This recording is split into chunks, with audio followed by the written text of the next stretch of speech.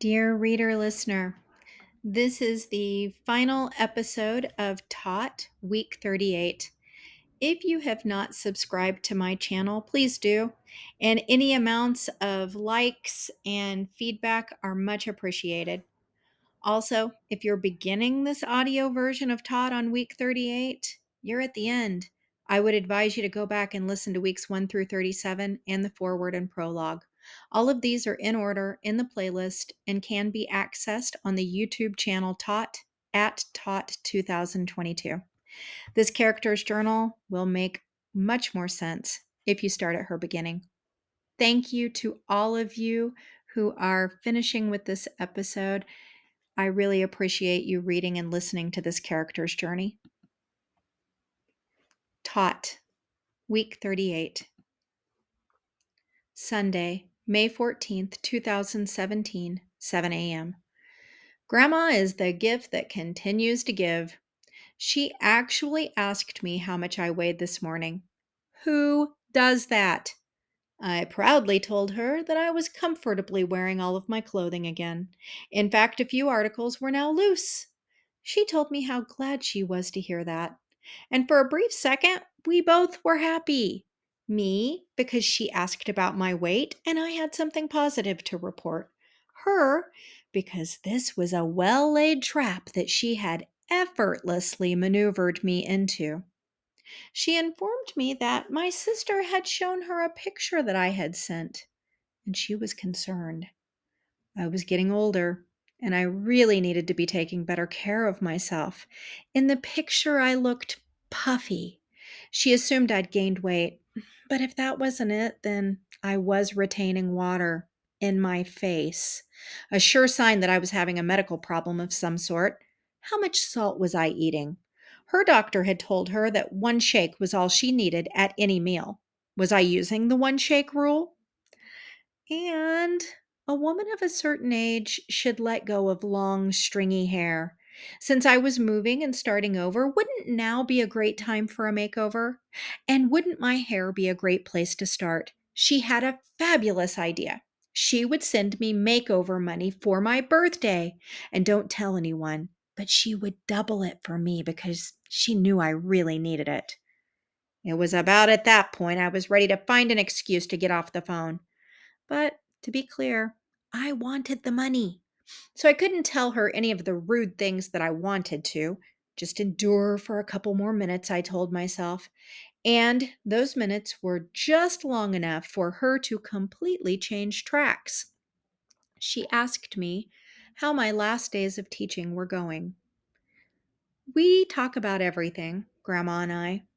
But this question threw me into a place of vulnerability that I wasn't expecting. To be fair, I might have been feeling vulnerable due to her verbal assault on my body image. But also, to be fair, that's a fairly common discourse between us.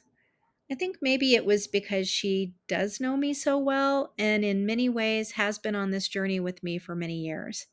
It was like me asking myself how I was really feeling these last days.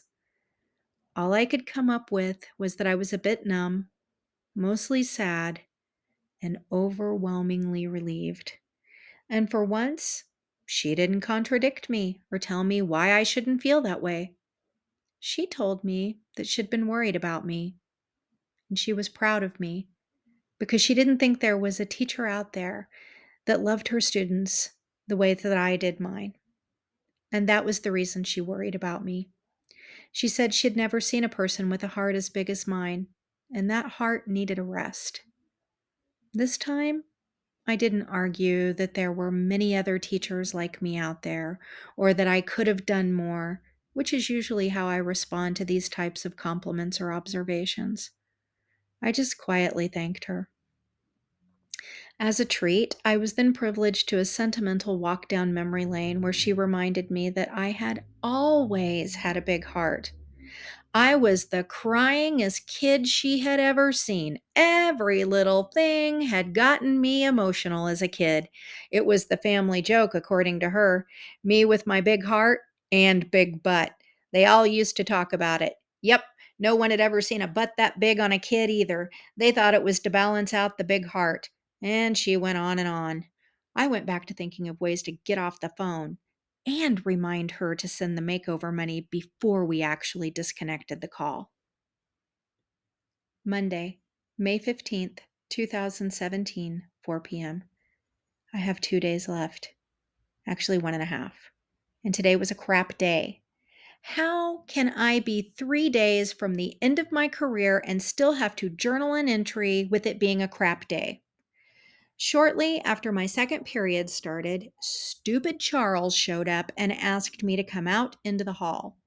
I put Chloe in charge of running the online boggle game we were playing and went into the hall. Charles gravely explained that Megan would not be coming back this school year. He is such a grandpa drama king. We only have a couple of days left. Why make it sound so ominous or state it that way? Using the same serious tone, he told me that she had skipped PE. I asked if that was it, and he, in a very annoyed voice, stated that was enough to merit an out of school suspension with her track record. But turns out, no, that was not all. While she was skipping PE, she played games on the PE teacher's computer and ate the PE teacher's lunch she had brought from home, a homemade breakfast burrito for the love of God. I nearly laughed. But Charles was getting himself pretty worked up, and I didn't want to send him over the edge. Plus, I had a boggle game to get back to. To clarify, I asked if my assumption that Megan skipped PE by actually showing up to the PE locker room, then simply not dressing out and going to the gym, indeed just hanging out in the locker room and the PE teacher's office, was accurate. And it was. She must have some serious social status for not one kid in her class to rat her out. Anyway, he wanted me to know because now she was refusing to leave the school, even though her mom was there to get her. What? She refused to go unless they let her say goodbye to me. He gestured behind me, and I could see a tear-stained face peeking from around the corner. I started to go over to her right then, but Charles stopped me and gave me a verbal list of things to say to her, none of which I remember because I had no intention of saying anything other than what I wanted to. I told him to go supervise my room and I'd get this wrapped up. As soon as he went in my room, Megan came towards me, head down, arms tightly wrapped around herself as if she was giving herself the comfort of a hug. I just pulled her in for a real hug, and she blubbered for quite a bit about what a dick Mr. Vaughn, Charles, was, and how she didn't really do anything wrong. After she calmed down, I told her to get her shit together. And yes, that's exactly what I said. I told her there would always be asshole boyfriends, bitches who pissed her off, and authority figures that were making her life miserable, unless she decided to do something different. I had no idea what that different was for her, but I had every confidence she did know. If she wanted to continue to be in my life, she needed to do that something different. She began to tell me the why behind her bad choices and how she could only do well if I was her teacher. I cut her off and took her head in my hands, forcing her to look at me, and I said, Megan, I have seen you thrive, blossom, and excel. You can do it. There will always be a reason not to, but you have to choose the reasons to do better. It's not me. It's all you, and I believe in you. You believe in you, and do better. Graduate and go to college. That is my expectation of you. Don't email me if you aren't on that path. We shared another hug, and then I asked her if the burrito was good. Charles came out and stormily dragged her away when he heard us howling with laughter. And guess what? The burrito, according to her, was excellent. I have never spoken to a student like that. I'm not even sure she understood what I was saying to her. And I may never know if that little speech had any impact. I never really know the impact I have or don't have. And I think that's been a source of so much teacher stress, the not knowing. I never tell students the things I really think and feel. I only encourage and push.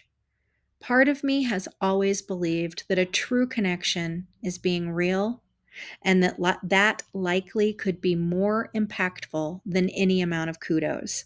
Sometimes we all need to be told how to improve or how to rise up and do the hard shit. We need to know when we're being lazy and irresponsible so we can practice the opposite. And we need to have that presented in a loving way, not as a lecture or punishment. This makes us better humans. But I can't keep chasing this impact thing because it's killing me. And I don't want to die. I want to live. I want to make an impact on my family because this next phase of my life is morphing into choosing something more than choosing my family over education. It's me choosing me. So, yeah, I gave a 14-year-old the advice I would give myself. I hope she doesn't use it now. I hope if she doesn't use it now, maybe she'll use it in her 30s. And what I really hope is that she doesn't tell a soul what I actually said and I lose my teaching license, just in case. Tuesday, May 16th, 2017, 4 p.m. We shall see if I can talk about today and drive my car. This may be challenging because despite trying to call Paulo twice today and talk to him about this, I could not get the words out without sobbing uncontrollably. This led to scaring the shit out of him the first time and him expecting this the second. And when I tried to explain to him why I was so emotional, he never really got it. So here we go.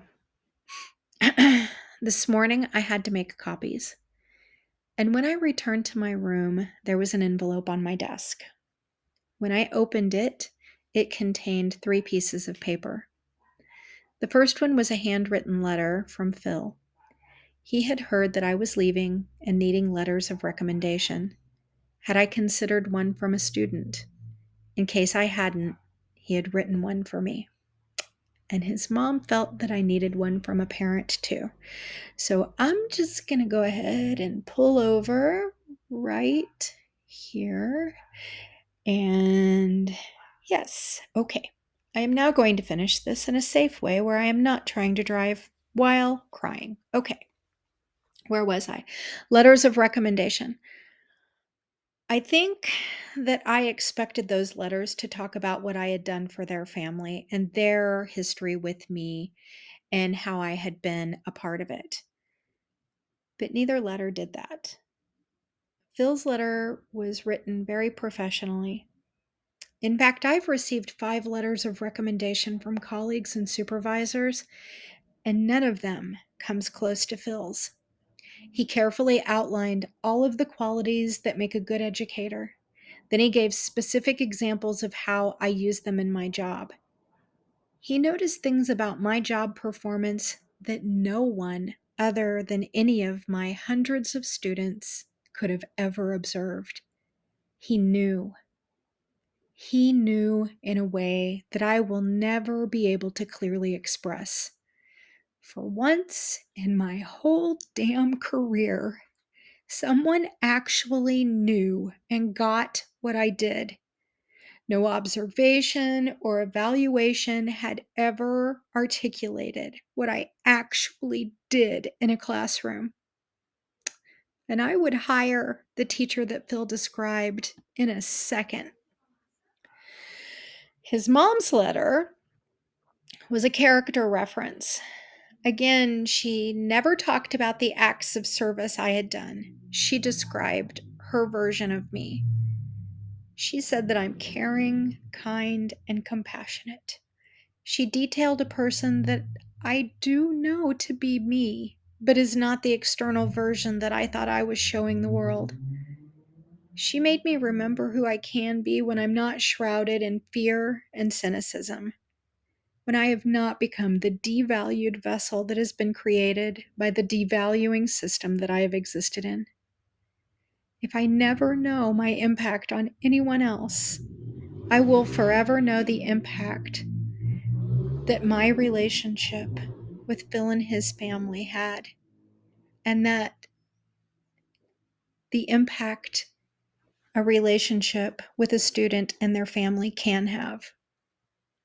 I doubt anyone else can read those letters and know what they mean to me. or to Phil and his mom, but that's just it.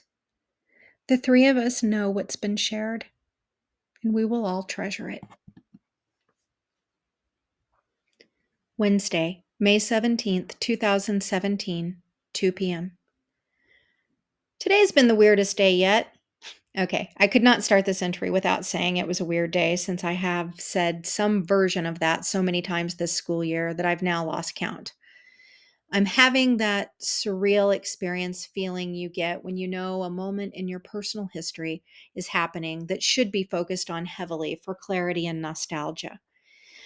You want to seal it in somehow so you don't forget any of the details. The day started out with Brian coming to visit me. Assistant Superintendent Brian.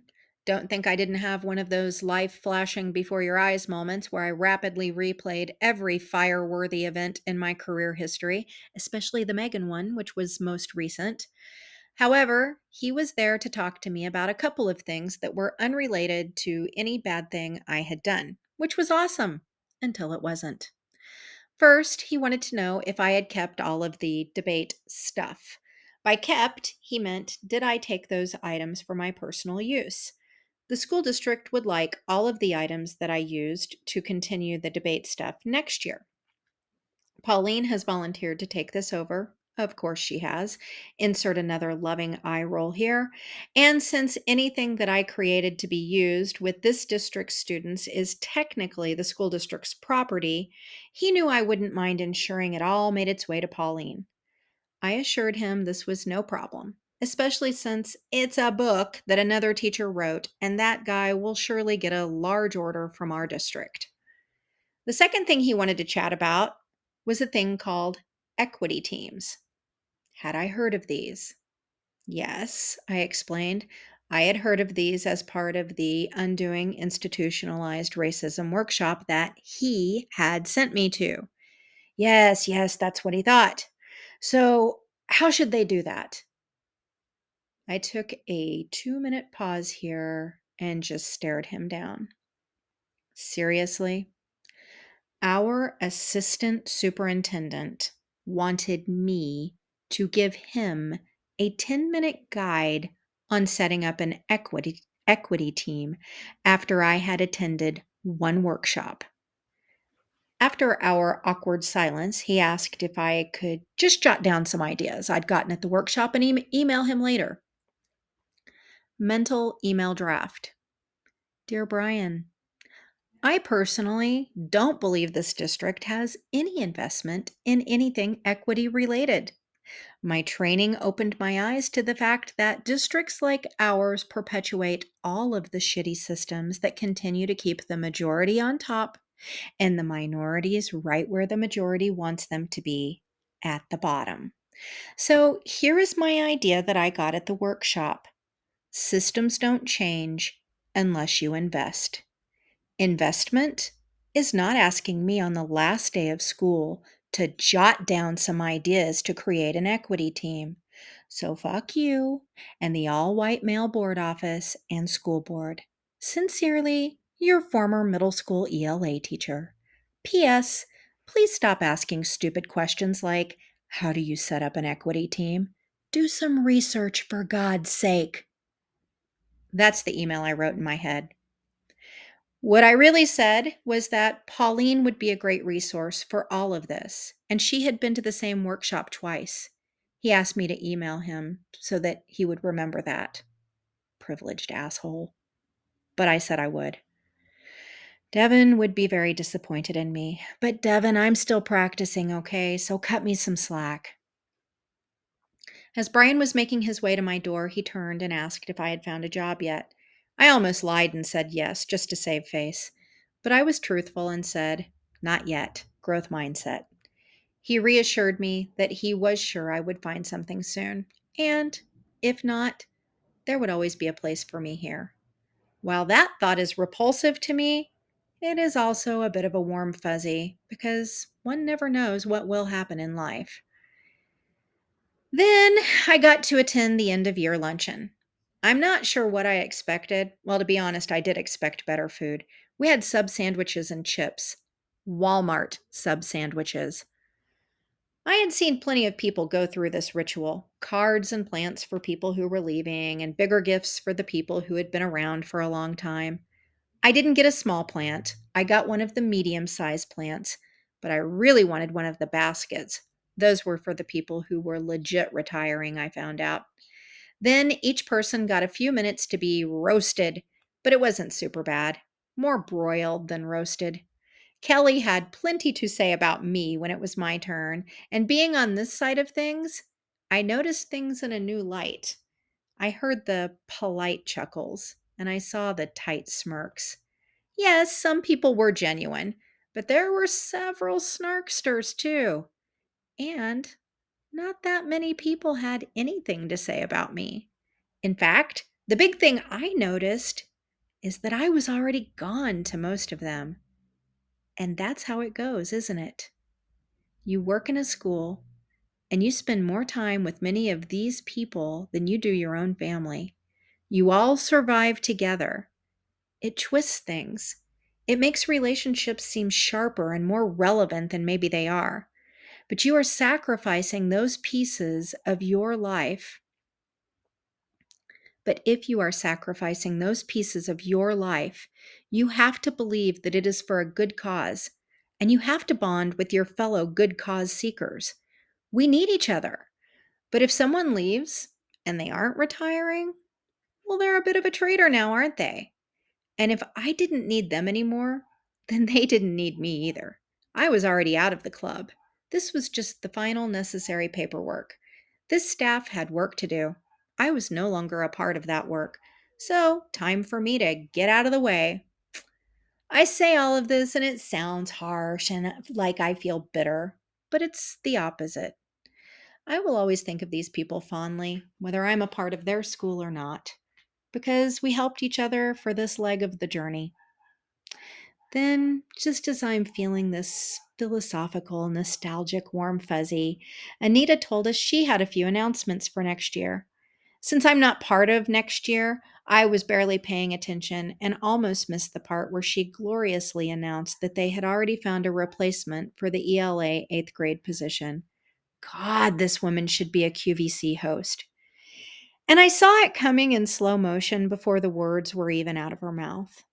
Pauline. Of course it was going to be Pauline. It was always going to be Pauline. I wanted to be morally outraged for all the future 8th graders that would be forced to endure Pauline, but I was too hung up on the fact that Anita kept using the word replacement. Also, debate would live on after me because there was no way Pauline was going to lose her momentum in that spotlight. She would truly replace me in every way.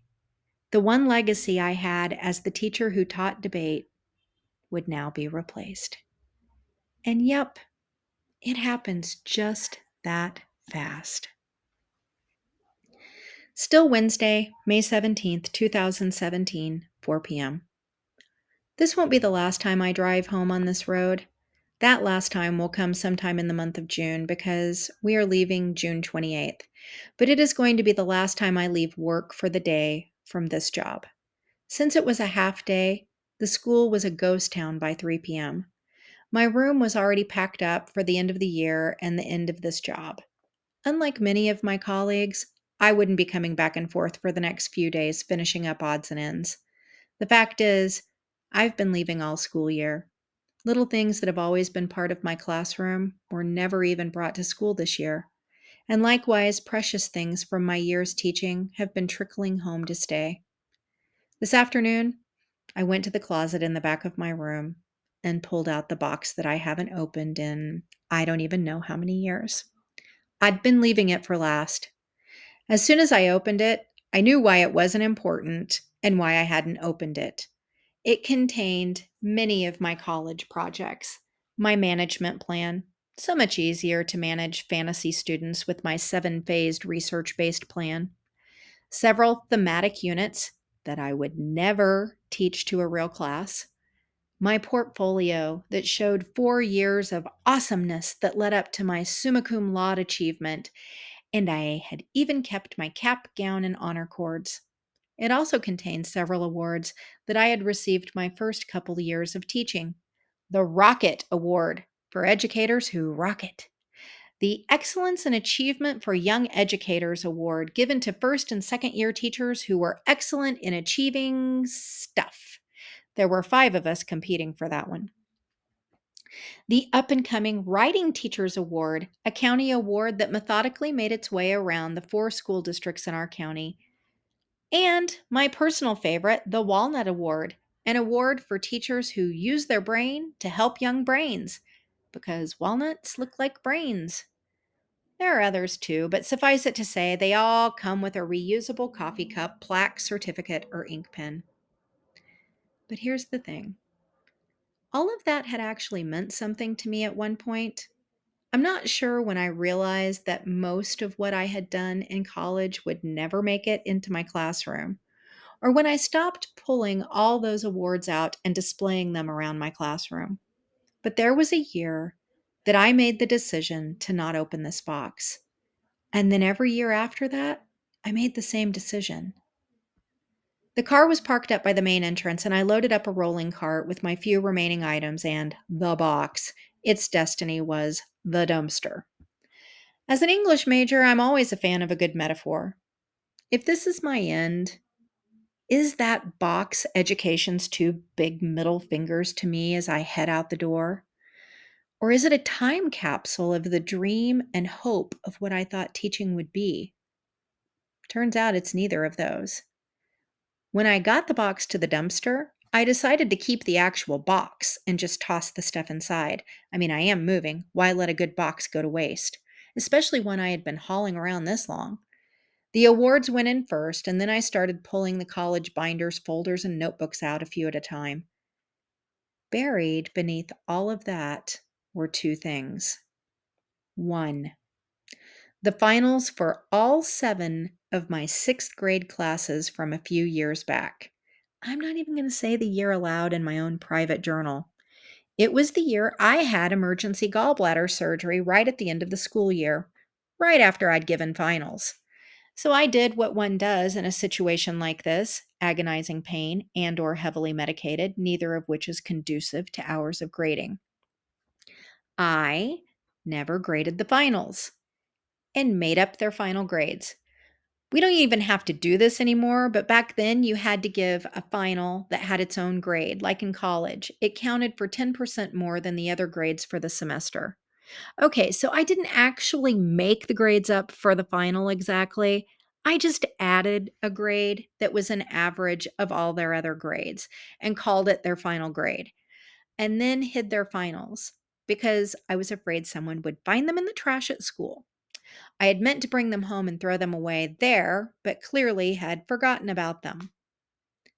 2, a big, chunky file of state test prep materials that I was not supposed to have. Actually, it's way worse than that because this was a copy of the materials, stuff we are forbidden to copy. This is serious because I could get in a lot of trouble for that. I wanted the forbidden materials to make my own versions of the prep materials, which I did. Since I had borrowed them from someone who will not be named, I had to give them back, which did not give me very much time to make my own versions. So I copied them. I never used those materials with any student. I just used them as templates to create my own variations. Again, my plan was to bring the incriminating copies home and dispose of them. And I tossed all of that into the dumpster too. Because here is the real box metaphor. It contained the life of an educator. Go to college to learn some things that sound great on paper. Then get a job where you get awards for working yourself to death until you realize that level of effort isn't sustainable. Then work yourself away in a system that tries to put your whole purpose into a test score. The end. On second thought, I decided to toss the box into the dumpster. That packaging had been holding on to some bad mojo, and I didn't need that where I was going. I'm almost home now, and I feel lighter. Maybe chucking that box was the only way to feel hope again. It's such an unfamiliar feeling that I'm afraid to acknowledge it, but I can feel it. A little spark niggling into my core, making me feel like I am more than a test score, whispering that I do have value, opening my eyes to the possibility that my life can be mine. Beginnings and endings, they are always the hardest for me to write, and I'm still not certain what my story is, but somehow I don't think this is my ending. Friday, May 19th, 2022, 7 a.m. Things I give slash through gave up for my job. Shaving of legs, good nutrition, sex and romance with partner, the making of Halloween costumes, quality time with my own child. Slashes through all. Nothing. I'm no longer a teacher.